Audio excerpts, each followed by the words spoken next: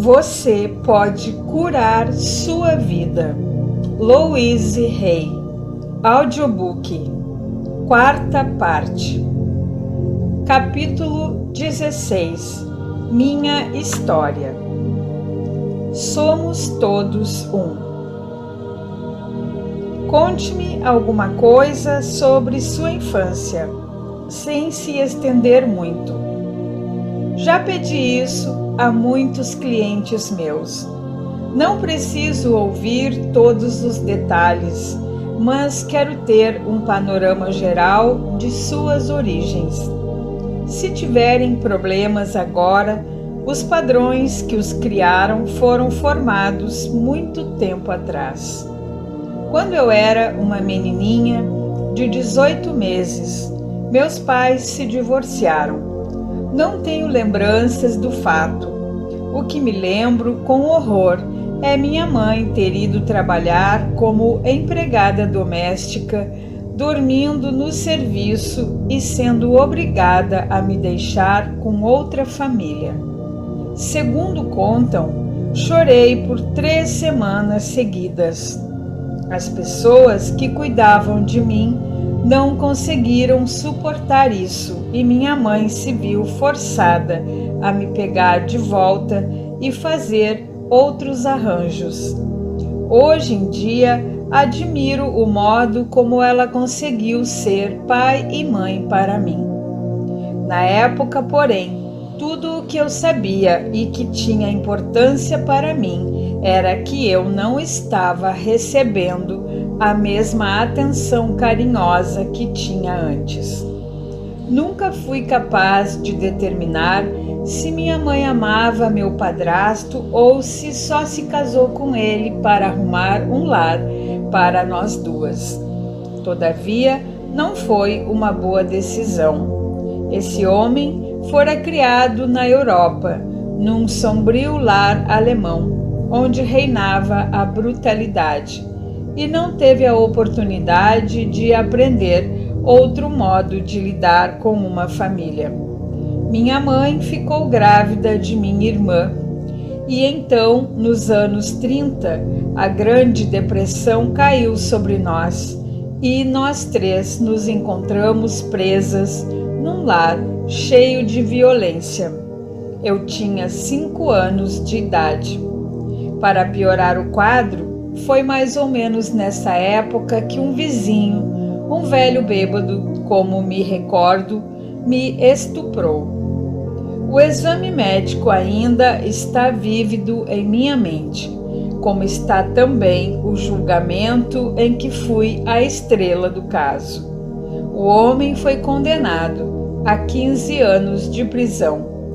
Ouvi repetirem com tanta frequência "a culpa foi sua", que passei muitos anos temendo que quando o velho bêbado fosse libertado, ele iria voltar e me pegar por eu ter sido tão má a ponto de colocá-lo na cadeia. A maior parte de minha infância foi passada suportando tantos abusos físicos como sexuais, entremeados de muito trabalho pesado. Minha autoimagem ia ficando cada vez pior e poucas coisas pareciam dar certo para mim.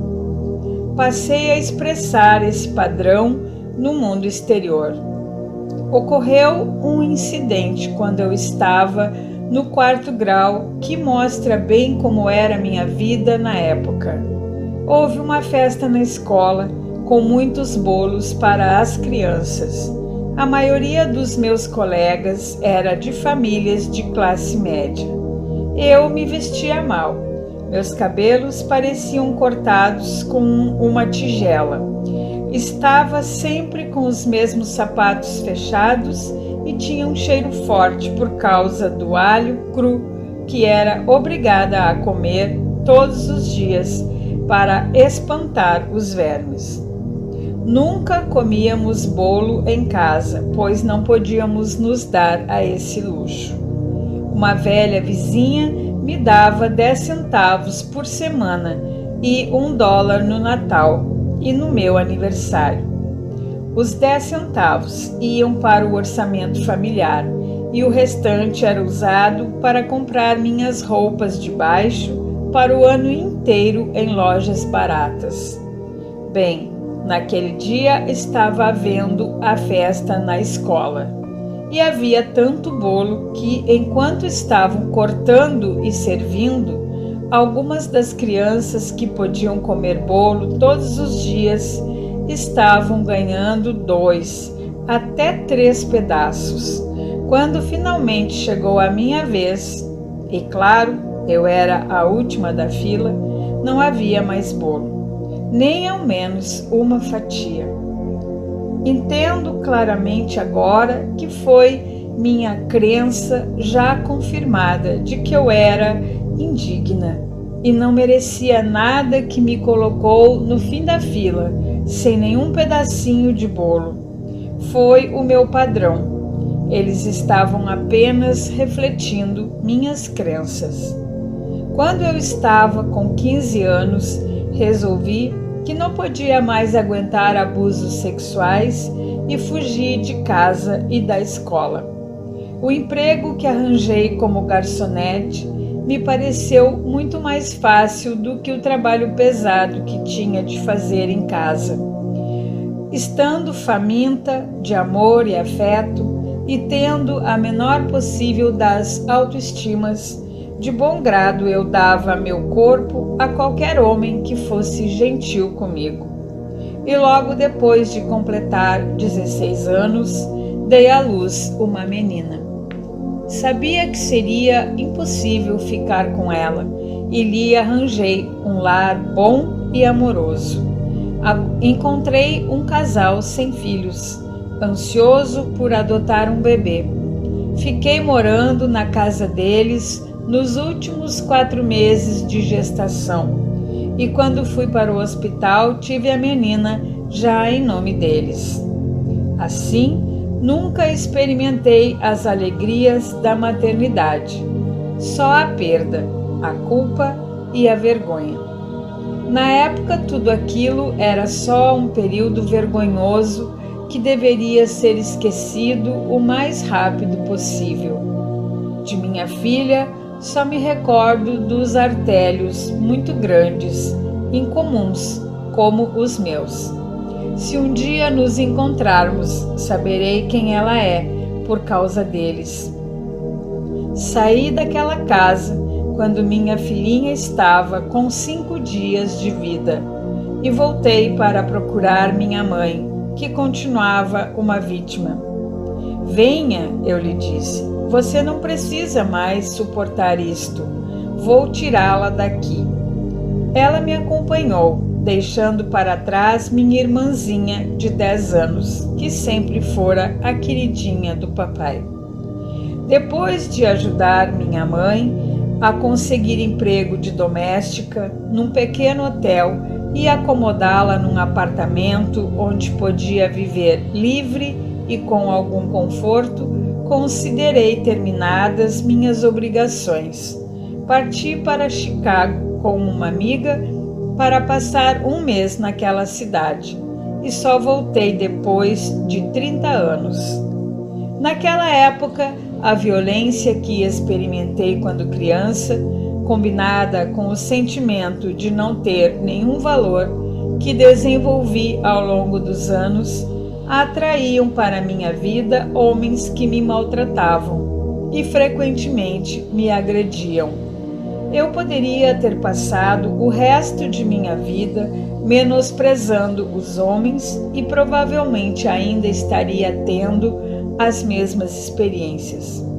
No entanto, pouco a pouco, por causa do sucesso na área do trabalho, minha autoestima começou a crescer e esse tipo de companheiro deixou de encontrar em mim o padrão de acreditar inconscientemente que eu merecia ser maltratada e foi saindo de minha vida.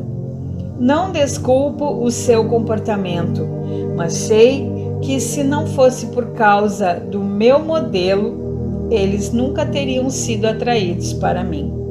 Atualmente, um homem que maltrata mulheres nem sabe que eu existo. nossos padrões não se atraem mais. Depois de alguns anos em Chicago, fui para Nova York e tive a sorte de me tornar modelo de alta costura. Todavia, nem mesmo o fato de estar trabalhando com grandes criadores fez muito para ajudar minha autoestima, pois só encontrei nisso mais meios de achar defeitos em mim mesma. Eu me recusava a reconhecer minha própria beleza. Fiquei na indústria de moda por muitos anos. Casei-me com um maravilhoso e culto cavalheiro inglês e juntos viajamos pelo mundo. Conhecemos a realeza e até tivemos a oportunidade de jantar na Casa Branca. Apesar de ser uma modelo de sucesso e de ter um homem formidável, minha autoestima ainda era pouca e continuou assim por muito tempo, até eu começar o meu trabalho interior. Um dia, depois de 14 anos de casamento, quando eu estava começando a acreditar que coisas boas podem durar, meu marido anunciou seu desejo de viver com outra mulher. Sim, fiquei arrasada.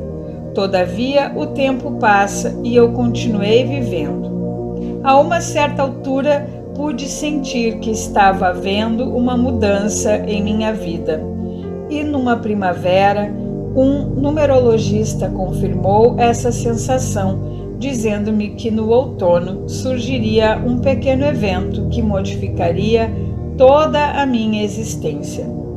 De fato, ele foi tão pequeno que só fui percebê-lo vários meses depois. Por um verdadeiro acaso, fui a uma reunião da Igreja da Ciência Religiosa em Nova York. Ao ouvir a mensagem, algo dentro de mim falou: preste atenção. Obedeci a esse chamado e não só passei a frequentar os cultos dominicais, como também as aulas semanais. O mundo da moda e da beleza estava perdendo seu interesse para mim. Por mais quantos anos eu poderia me manter preocupada com a medida de minha cintura ou o formato das sobrancelhas? Eu, que largara a escola no início do 2º grau e nunca me interessara pelos estudos, tornei-me uma aluna aplicada, devorando tudo que caía em minhas mãos, relacionado com a metafísica e cura alternativa. A Igreja da Ciência Religiosa tornou-se um novo lar para mim. Apesar de a maior parte de minha vida continuar a mesma, os estudos começaram a consumir mais e mais do meu tempo. Quase sem perceber, depois de 3 anos, vi-me capacitada para me candidatar a ser um dos praticantes licenciados da Igreja. Passei nos exames e assim comecei a trabalhar há muitos anos como conselheira. Foi um pequeno começo. Nessa mesma época aprendi a meditação transcendental. Como minha igreja não ia dar o curso de formação de ministros tão cedo, resolvi aproveitar o tempo para fazer algo de especial por mim mesma e entrei na Universidade Internacional Maharishi, em Fairfield, no estado de Iowa, para um curso de 6 meses. Foi o lugar certo para mim na época.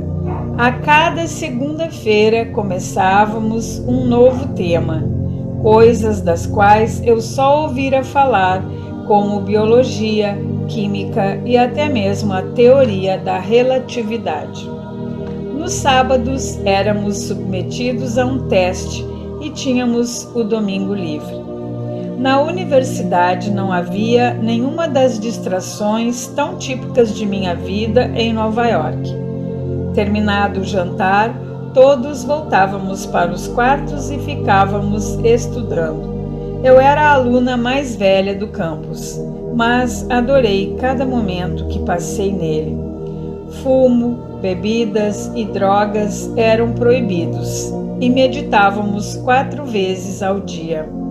Quando saí de lá, pensei que fosse desmaiar com a fumaça de cigarros no aeroporto. Voltando a Nova York, recomecei minha vida.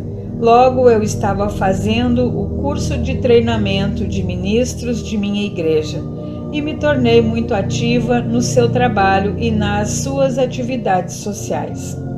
Em pouco tempo, estava falando nas reuniões do meio-dia e recebendo clientes, o que rapidamente se tornou uma nova carreira em tempo integral. Por causa do trabalho que fazia, tive a inspiração de escrever meu pequeno livro Cure o Seu Corpo, que de início era apenas uma lista de causas metafísicas para doenças físicas. Depois de sua publicação, passei a viajar para dar palestras e pequenos cursos. Então, um dia, recebi o diagnóstico médico de que estava com câncer. Claro, com o meu passado de criança maltratada, onde se incluiu um estupro aos 5 anos, não foi de admirar uma manifestação de câncer na área vaginal. Como qualquer outra pessoa que ouve que está com câncer, entrei num pânico total. No entanto, por causa do meu trabalho com os clientes, eu sabia que a cura mental funcionava e vi no fato a oportunidade de comprová-la em mim mesma.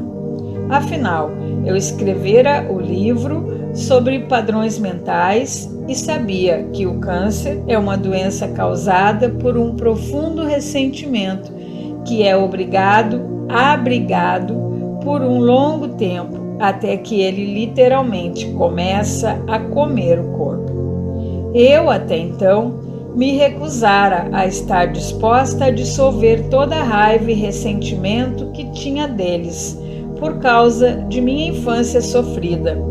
Percebi que não podia mais perder tempo, que tinha muito trabalho a fazer.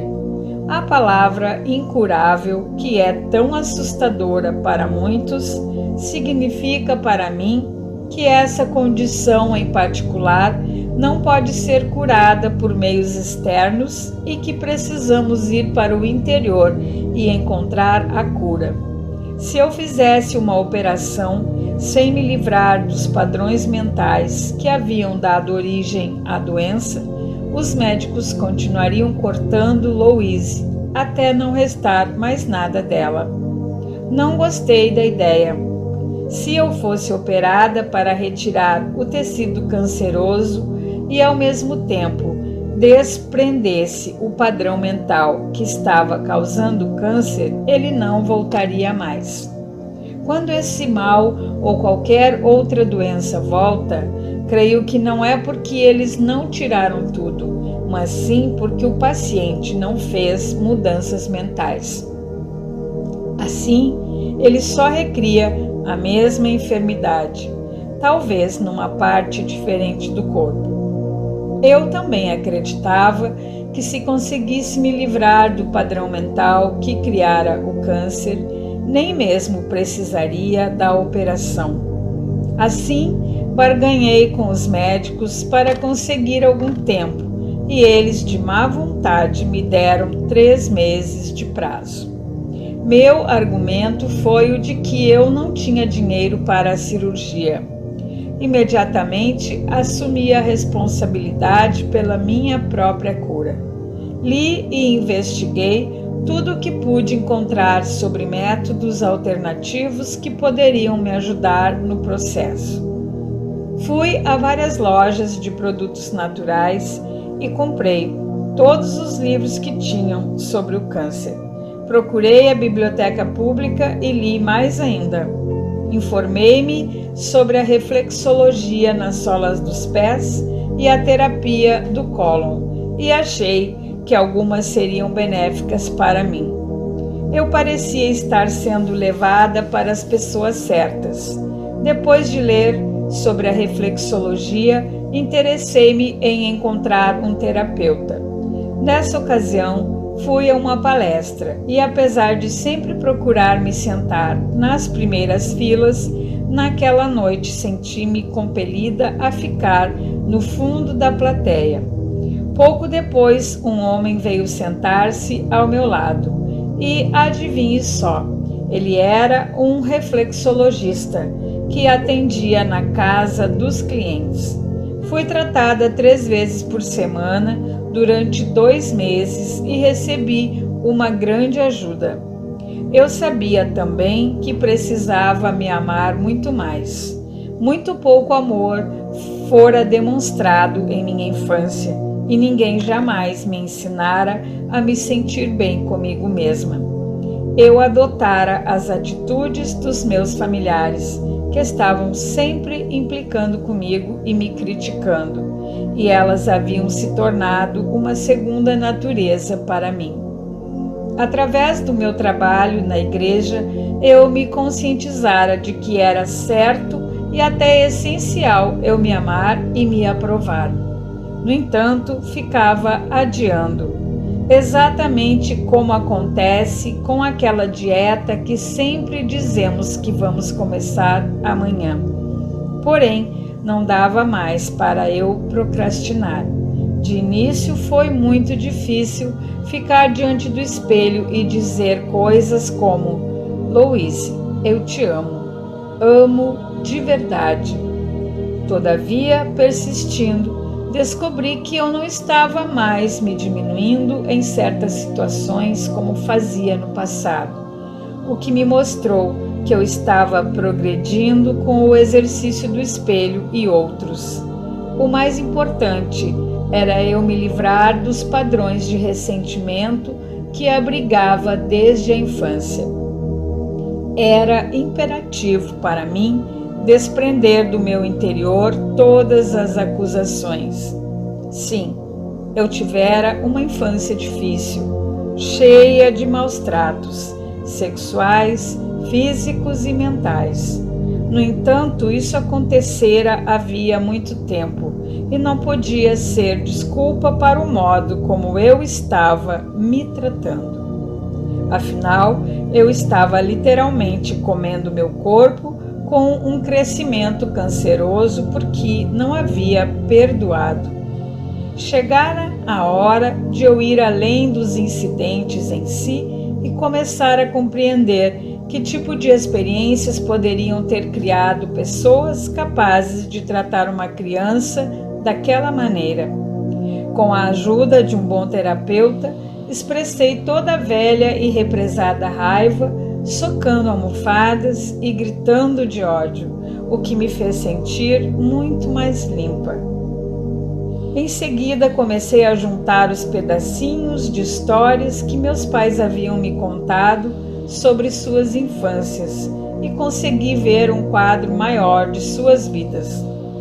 Com minha compreensão cada vez mais crescente e analisando-os de um ponto de vista adulto, comecei a sentir compaixão pelo sofrimento dos dois, e a culpa que eu atirava neles foi se dissolvendo vagarosamente. Junto com tudo isso, procurei um bom nutricionista para me auxiliar na limpeza e desintoxicação de meu corpo, prejudicado por todas as comidas inadequadas que eu ingerira ao longo dos anos. Aprendi que elas se acumulam e criam um corpo cheio de toxinas, tal como os pensamentos inadequados se acumulam e criam uma mente intoxicada. Foi-me recomendada uma dieta muito rígida, constituída quase que só de hortaliças. No primeiro mês, fiz lavagens intestinais 3 vezes por semana. Não fui operada. Como resultado dessa completa limpeza física e mental, 6 meses depois de ter ouvido o diagnóstico, consegui que os médicos concordassem com o que eu já sabia. Eu não tinha mais nem sinal de câncer. A essa altura, eu sabia por experiência própria que a doença pode ser curada se estamos dispostos a mudar o modo como pensamos, acreditamos e agimos. Às vezes, o que parece ser uma grande tragédia se transforma no melhor de nossas vidas. Aprendi isso por experiência própria e passei a valorizar a vida de uma nova maneira. Comecei a procurar o que era realmente importante para mim e acabei tomando a decisão de deixar a cidade sem árvores de Nova York e seu clima marcado pelos extremos. Alguns de meus clientes afirmaram que morreriam se eu os abandonasse, mas garanti-lhes que voltaria 2 vezes por ano para me certificar do seu progresso e lembrei-lhes que o telefone encurta distâncias. Assim, fechei meu consultório e fiz uma longa e tranquila viagem de trem até a Califórnia. Depois, decidira recomeçar tudo de novo em Los Angeles. Embora eu tivesse nascido em Los Angeles muitos anos antes, não conhecia quase ninguém na cidade, exceto minha mãe e minha irmã, que agora moravam na periferia da cidade, a cerca de 1 hora do centro. Nunca havíamos sido uma família unida, mas mesmo assim tive uma surpresa muito desagradável ao saber que minha mãe estava cega havia alguns anos e ninguém se dera ao trabalho de me avisar. Minha irmã estava ocupada demais para me receber, de modo que não me preocupei em vê-la e comecei a cuidar de minha própria vida. Meu livro Cure o Seu Corpo me abriu muitas portas. Passei a frequentar todo tipo de reunião New Age que podia encontrar. Eu me apresentava e, quando sentia que era adequado, dava uma cópia do meu livro. Nos primeiros meses fui bastante à praia, sabendo que quando ficasse mais ocupada haveria pouco tempo para lazer. Pouco a pouco os clientes foram aparecendo. Recebi convites para falar aqui e ali. E tudo foi se ajeitando em Los Angeles, não tinha nada de parecido com o que eu levara na minha infância. De fato, tudo corria perfeitamente, como nossas vidas podem mudar por completo em relativamente pouco tempo. Uma noite recebi um telefonema de minha irmã, mãe, que era uma mulher forte e independente, apesar da idade, transformara-se numa criança indefesa, passando por grande sofrimento. O acidente, como tudo na vida, teve seu lado bom, pois serviu para romper a parede de segredos que havia em torno de minha irmã. Finalmente estávamos todas começando a nos comunicar. Descobri que minha irmã também sofria de um grave problema de coluna que a impedia de sentar e andar direito e lhe causava muitas dores. Ela sofria em silêncio e, apesar de estar abatidíssima, seu marido não tinha conhecimento de sua doença. Depois de passar 1 mês internada num hospital, minha mãe recebeu alta. Como de maneira alguma poderia mais cuidar de si mesma, veio morar comigo. Apesar de confiar no processo da vida, eu não sabia como iria lidar com a situação, de modo que me liguei com Deus e disse: certo, vou cuidar dela, mas você tem de me ajudar e precisa me arrumar o dinheiro necessário. O período de ajustamento foi difícil para nós duas. Minha mãe chegou num sábado. Na sexta-feira seguinte, eu teria de ir a São Francisco, onde ficaria 4 dias. Eu não podia deixá-la sozinha, nem desistir do compromisso. Mais uma vez me voltei para Deus e falei: Deus, você vai ter de cuidar disto. Preciso encontrar a pessoa certa para nos ajudar antes de viajar. Na quinta-feira seguinte, a pessoa perfeita havia aparecido e já estava instalada com a incumbência de organizar a casa para mim e minha mãe. Foi outra confirmação de uma de minhas crenças básicas. O que preciso saber me é revelado, e tudo o que necessito vem a mim na divina ordem correta. Percebi que era hora de aula para mim de novo. Surgira a oportunidade de limpar muito daquele lixo de minha infância. Minha mãe não fora capaz de me proteger quando eu era criança, mas agora eu podia e ia cuidar dela. Começou toda uma nova aventura para mim, envolvendo minha mãe e minha irmã. Dar a minha irmã o auxílio que ela pedia era um outro desafio. Fiquei sabendo que quando eu salvara minha mãe, tantos anos atrás, meu padrasto descontara toda a sua fúria e sofrimento em minha irmã, e chegara a vez dela de ser brutalizada. Percebi que o que começara nela como um problema físico fora enormemente exagerado pelo medo e tensão, junto com a crença de que não havia ninguém para ajudá-la. E então, Louise entrou em cena, não querendo ser uma salvadora, mas mesmo assim, desejando dar à irmã a oportunidade de escolher o bem-estar a essa altura de sua vida. Pouco a pouco, todos os acontecimentos do passado foram se deslindando e o progresso ainda continua. Vamos progredindo passo a passo e me esforço para proporcionar uma atmosfera de segurança enquanto exploramos as várias vias alternativas de cura. Minha mãe, por sua vez, reage muito bem. Ela se exercita o melhor possível 4 vezes ao dia e seu corpo está ficando mais forte e flexível. Comprei-lhe um aparelho auditivo e ela tornou-se mais interessada na vida. Apesar de sua crença nos princípios da ciência cristã, persuadia-a a submeter-se a uma operação para a retirada da catarata de um olho. Foi uma enorme alegria para ela poder ver de novo, e nós também ficamos alegres por poder ver o mundo através dos olhos dela. Sua grande satisfação foi conseguir ler de novo. Minha mãe e eu começamos a encontrar tempo para conversarmos como nunca antes, e uma nova compreensão surgiu entre nós. Atualmente estamos ambas mais livres porque choramos e rimos juntas. Devo dizer que às vezes ela me irrita, o que serve para me dizer que tenho outras coisas para libertar do meu interior. Meu trabalho continua num ritmo sempre crescente.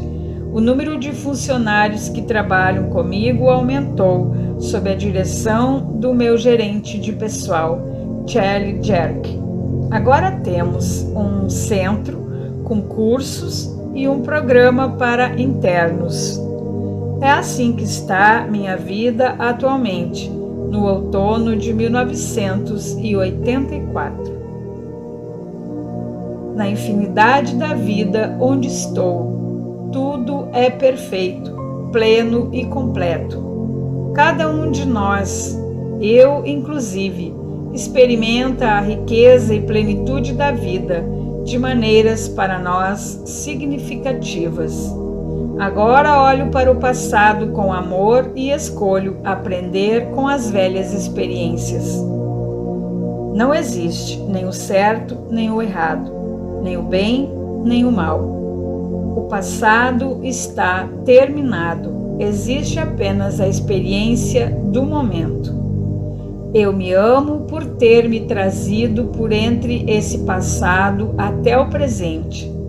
Compartilho o que eu e quem sou, pois sei que somos um só em espírito. Tudo está bem em meu mundo. Técnicas de relaxamento, dessensibilização orgânica, respiração profunda, biofeedback, sauna, banhos de imersão, prancha inclinada e música. Livros: Getting Well Again, Simonton. Herbally Yours, Royal. How to Get Well, Airola. Food is your best medicine, Bieler. I love my body, Rei. Mente. Afirmações, imagens mentais, visualização orientada, meditação, amar a si próprio. Técnicas psicológicas, Gestalt, hipnose, focalização, análise transacional, renascimento, trabalho com sonhos, psicodrama, terapia de vidas passadas, Jung, psicoterapias humanísticas, astrologia, terapia da arte, programação neurolinguística. Livros: Creative Visualization, Gawain. Visualization, Braille. Focusing, Gendlin. The Power of Affirmations, Fankhauser. Superbands, Price. Love's Letting Go of Fear, Jan Polsky. Teach Only Love, Jan Polsky. A Conscious Penance Guide to Relationships, Caius. Money Love, Gillis. Loving Relationships, Rei. Celebration of Breath, Ray. Cure seu corpo, Heal your body, Rei. Espírito. Orações: pedir o que deseja, perdão, receber, permitir que a presença de Deus entre, aceitar, se entregar. Grupos espiritualistas: Sociedade de Autorrealização, MCIA. Meditação Transcendental, Siddha Foundations, Fundação Rajneesh. Self-Realization, Religious Science, Unidade. Livros: Course in Miracles, Foundation for Inner Peace. Autobiografia of a Yogananda. Qualquer obra de Emmett Fox. The Nature of Personal Health, Roberts. The Manifestation Process, Price. The Science of Mind, Holmes. Final do livro. Não esqueça de se inscrever, curtir e compartilhar.